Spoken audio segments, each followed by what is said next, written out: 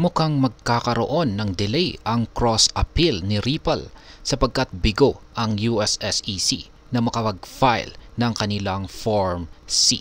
At ayan po ang siyang ating pag-uusapan sa video na ito. Pero bago po tayo magpatuloy, ay nais ko lamang po munang bigyang linaw ang aking disclaimer kung saan ang nilalaman po ng video na ito ay hindi po ito isang financial advice. For education and information purposes lamang po ang layunin nito. At ayan, mukhang magkakaroon nga ng delay ang cross-appeal ni Ripple dahil sa pagkabigo ng US SEC na makapag-file ng kanilang Form C. Ang Form C ay isa po itong mahalagang dokumento na naglalaman ng mga detalye ng apila ng SEC. Kaya ang kawalan nito ay nagdudulot po ito ng kalituhan at kritisismo mula sa iba't ibang sektor. Ngayon ay bakit mahalaga ba ang Form C na ito? Ang Form C ay isa itong legal na dokumento na kinakailangan para sa proseso ng apila. Ito ay naglalaman ng mga detalye ng mga argumento at mga batayan ng apila ng SEC laban sa desisyon ni Judge Analisa Torres. Ang desisyon na ito ay pabor po kay Ripple na nagsasabing ang XRP ay hindi isang security. Dahil dito, ang kawalan ng Form C ay nagdudulot po ng pagkaantala sa proseso ng apila at nagiging sanhi ng mga tanong tungkol sa estratehiya ng US SEC. Ngayon ay ano nga ba ang nangyari? Ayon po kay Madam Eleanor Territ, isa po siyang journalist mula sa Fox Business, ay hindi pa naipapasa ng SEC ang Form C sa Second Circuit Court of Appeals. Ang kawalan po ng dokumentong ito ay nagdudulot ng pagkaantala sa cross-appeal ng Ripple. Si Bill Morgan, isa po siyang kilalang abogado, ay naniniwala na kahit na may pagkaantala ay magpapatuloy pa rin ang Ripple sa kanilang cross-appeal. Ngayon ay ano ang magiging epekto ng pagkaantala na ito? Ang pagkaantala sa file ng Form C ay mayroon po itong malalim na epekto sa kaso.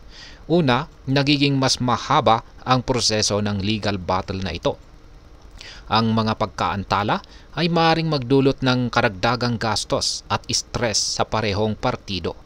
Pangalawa, ang kawalan ng malinaw na direksyon mula sa SEC ay nagdudulot ng kalituhan sa mga investors at stakeholders. Ang mga tanong tungkol sa estratehiya ng US SEC ay nagiging mas malakas, lalo na't ang kanilang apila ay tila hindi ganap na handa. Ngayon ay ano ang sinasabi ng mga eksperto dito? Marami pong mga eksperto ang nagbigay ng kanilang opinyon tungkol sa sitwasyong ito. Ayon po kay Ginoong Bill Morgan, ang Ripple ay malamang na magpatuloy sa kanilang cross-appeal kahit na may pagkaantala. Naniniwala siya na ang Ripple ay may malakas na kaso at sila po ay handa na ipaglaban ito hanggang sa dulo o katapusan. Samantala, ang kawalan ng Form C ay nagdudulot naman ng mga tanong tungkol sa kahandaan ng SEC sa kanilang apila. Ngayon ay ano ang maaaring mangyari? Ang pagkaantala sa file ng Form C ay maaari pong magdulot ng iba't ibang senaryo. Una, maaaring magpatuloy ang Ripple sa kanilang cross-appeal at magtagumpay sa kanilang kaso. Pangalawa, maaaring mag-file ang SEC ng kanilang Form C sa huli at magpatuloy ang legal battle. Ano man ang mangyari, ang kasong ito ay magpapatuloy na maging isang mahalagang usapin sa mundo ng cryptocurrency.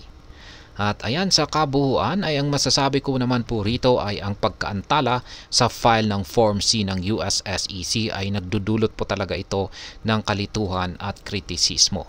Ang Ripple ay malamang na magpatuloy po sa kanilang cross-appeal, ngunit ang kawalan ng Form C ay nagdudulot ng mga tanong tungkol sa kung ano kaya ang binabalak or estratehiya ng US SEC.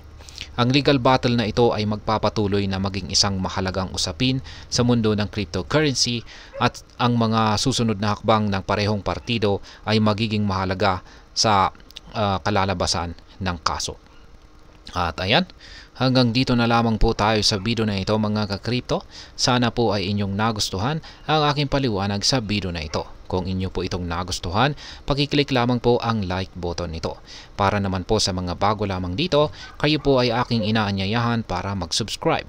Pakiclick na rin po ang bell icon nito dahil ito po ang siya magsisilbing notification nito sa mga bago kong videos na akin pong ina-upload sa aking YouTube channel na ito. Marami pong salamat sa panonood, ingat po tayo lagi at God bless po sa ating lahat.